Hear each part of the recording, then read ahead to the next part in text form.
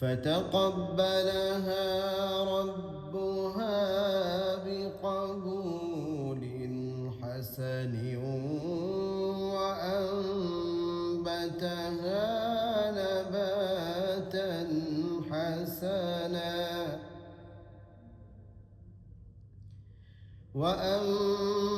وأنبتها نباتا حسنا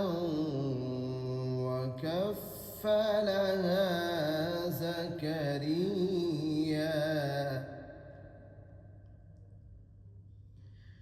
كلما دخل عليها زكريا المحراب وجد عندها رزقا قال يا مريم أنى لك هذا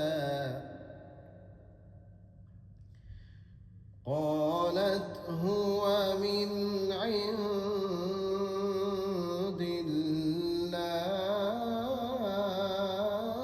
الله